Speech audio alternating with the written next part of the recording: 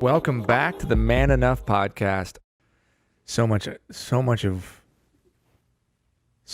what you say, and I told you this before in the way that you wrote your book and even the language that you use, resonates with me as a straight, white, cis male. And that's why it was so interesting, even like coming up against my own biases, because it's like, how could your experience and mine be so similar? And yet, strangely, they are, because it's the same system. It's the same system of oppression that makes us feel that way. And that's why I like reading your book. If anything, like it just shows, and what you're saying is so valuable and so important, because it's true. Like what your freedom, your ability to believe that you are enough, your ability to walk around the street in your own authenticity sets me free. Because I'm struggling with my own version of that. Just because you don't see me wearing a dress, I still feel walking out into the world my own version of what it is that you're feeling. And I think that that's what so many, and again, people, but this is really, I wrote my book directed to men, wanting everyone to feel enough and free at the end of the day, because that was when I was digging into my version of this work. That's all I could come up with, was I want to undefine masculinity to make room for anybody who sees themselves. Beautiful. As a man. That's it. Yeah. That's the purpose of my book, because I feel like it's all of the shoulds and those things that have caused me pain and suffering. But the way you are putting it, and like the idea of like comprehension versus compassion, it just was like, poof, that's it. Like, I shouldn't have to understand you to love you and to want your safety. That's it. Regardless, like you could be a right-wing person or a left-wing person on the extreme side. And at the end of the day, it doesn't matter what you believe, so long as that you want this person to be loved and safe and be free existing in the world in their beauty and majesty and glory, and not have to worry about their like safety. Just like I want the same thing for you as a black man. I don't want you to have to get like worried about getting shot in the back when you get pulled over for a taillight. I don't want that for you. But yet, that's the problem. We feel like we have to understand it in order to love it. But that's so fucking backwards. So I just want to say thank you so much for risking all that you're risking for yourself and all of us, for vulnerability's sake. Because I am grateful, and I feel it's so strange. I feel what you're saying. In some ways, I feel freer sitting with you. I feel freer sitting with you. You better speak. You better talk your truth. It's not just one direction. Yeah. It's what I fundamentally believe is that when we channel our purpose on this earth, that creates the lighthouse that everyone has been searching for. For me, it's not about, I want everyone to identify as non-binary. No, you can end up wherever. Yeah. I just want you to be honest with me about your journey. And that honesty makes me want to live. Because we have to play pretend in this world all the time. Hey, everyone, I love my 9-to-5 job. Like, hey, everyone, I'm doing great. I'm amazing. I'm awesome. And that's why I bring it back to mental health every time I have this conversation. That amount of pressure of trying to play pretend that you know everything, that you're like a magically PC. It's exhausting. Yeah. And the moments where you get to just like take off your shoes and build home with each other and just be like, hey, everyone, we're vibing and we're figuring it out. Like that makes me want to live. And that's what I feel I want so badly going forward is trans people have been so severely pigeonholed by Western culture. We are sensationalized and spectacularized as a freak show for other people to work through their own self-hatred through. And what that is actually not just harming and oppressing us, it is harming and oppressing you because it restricts options in your own life. And what I want you to understand is that we live impossible lives. So I'm not supposed to be here. You're not supposed to be here. You're not supposed to have the consciousness that you have now. You're not supposed to have written the book that you're supposed to write. You're not supposed to be able to reach the people that you are reaching, but you did. And so what that for me suggests is that it's not that impossible things aren't going to happen. It's that when we get the right people in the right room, we can make them happen. And that in fact, the coalition that needs to happen to end misogyny is the coalition of all genders. And that's what's been wrong about so much of the theorizing about gender in the past, is people think that you can just sort of like have one camp and undo the gender system, when in fact what I'm trying to say is all of us are harmed by this gender system. That harm looks different. And we can speak about those differences, but at the end of the day, overhauling this gender binary system isn't just going to help me, it's going to help everyone. And can we touch on that? Because, this coalition, some of and you speak about this, some of the people who have been the most hateful and discriminating against you have been from women who call themselves feminists, right?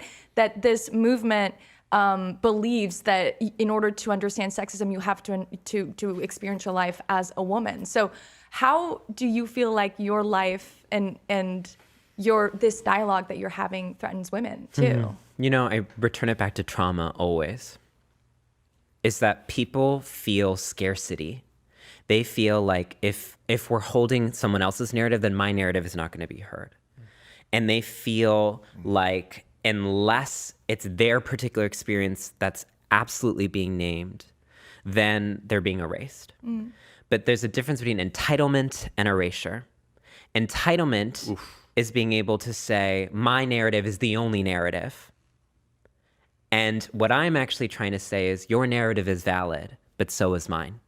And it is possible for all of these things to be true.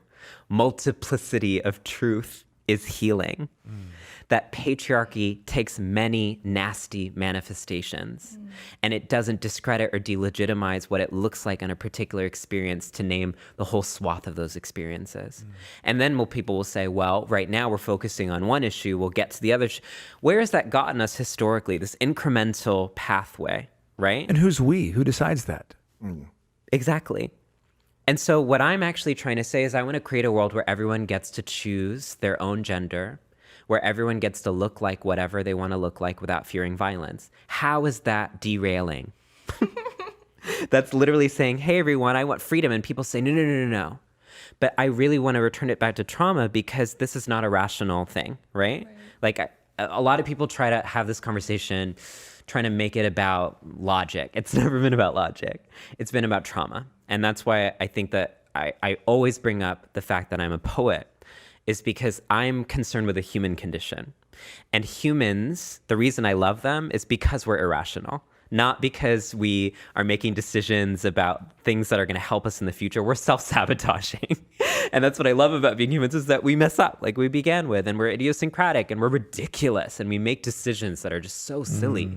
And one of the things that's so tragic about humanity is that we keep on mistaking the prison as another home. We keep on saying this is freedom and it's just another leash. And what we don't recognize is that true freedom is going to be uncomfortable, because when you're so conditioned into this perpetual status of our unfreedom, that calcifies. And so people think that what is natural and what is reality is actually a prison. And what I'm actually trying to say is the only gender rule is that there are no rules. And that actually man and woman only mean what you need them to mean for you. And people hear that as a threat and not an invitation because of trauma, because they're afraid of possibility, because they've been taught that the only way that they can get love and receive love and be is by being someone else's fantasy of who they should be. But in my world that I'm creating, and in fact in the world that we have right now at this table, what I'm going to say is love means I will never understand you, but I'm going to keep on coming back. Love means I will listen to you tell the same story over and over again because the way that you tell it is different. Love means I love you because you're different. Love means I love you even if I don't understand you. I'm going to keep on trying, and we're going to struggle together to make it work. And that's why the antidote to trauma is compassion. A lot of people will project trans people as these hyper-political correct people entering the chat, policing people's discourse. You want to talk about police? Let's talk about how from 1840s until 1970s and later in this country, it was a criminal offense for me to exist in public, from cross-dressing legislation that threw people like me in prison. And you have the audacity to say that we're new. It's not that we're new. It's that you've naturalized our disappearance.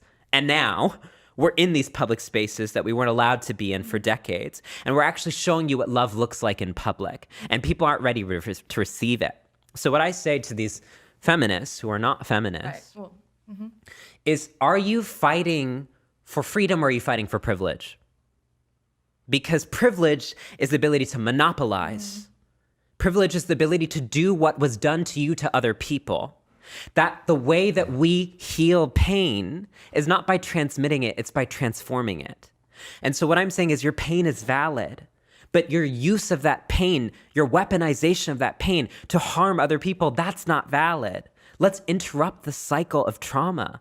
And to interrupt the cycle of trauma, we have to actually say that hurt people hurt people. And we're constantly trying to do what has been done to us to other people. That is what it means to be trans, is to inherit the byproduct of sexism that cis women experience from cis men. They take it out on us. It's a game of an elaborate strategy of hot potato. Yeah. And I say, let's just say that there are no potatoes and let's get a table and just start over. You know, I'm not interested in having conversations around who is the most oppressed. I'm not interested in ranking oppression. I'm not interested in those metrics of trying to say your experience is not as great as mine. What I'm interested in saying is when you understand trauma, not being seen feels like a deepest pain that there ever was. And so what I'm trying to say is that all pain is valid. And the way that we transform through that pain is actually being kind, generous, and interdependent. And connecting through that pain, which you talk about so much. It's again, I'm so grateful that you're here. It's something that I wasn't aware of, first of all. So I can imagine that pain of like going through everything that you've already gone through, just fighting to be yourself and to be seen, to be loved for who you are and your choices and how you want to live your life, and then also then having women attack you for that. That's a lot.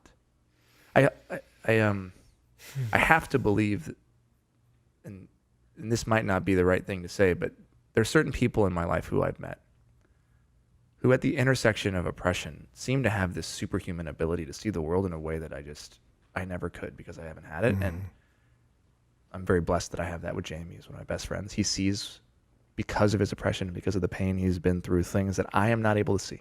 I wish I could see them, but it would require me being in his body. And sitting here next to you, I feel like you have a superpower that you shouldn't have to have. You shouldn't have to have gone through everything that you've gone through. You shouldn't have had to attempt to take your life at such a young age because of what you've been through. And I'm really sorry. I'm just really sorry. And I want you to know that I will, that this conversation will stay with me. And I just appreciate you showing up the way that you have, because I think that you're going to touch and affect a lot of listeners, a lot of people like me that are at the intersection of all of the privilege, all of it, who haven't had to form this superhuman ability to see things in this way and still practice such radical love, which you're doing. It's like a radical act,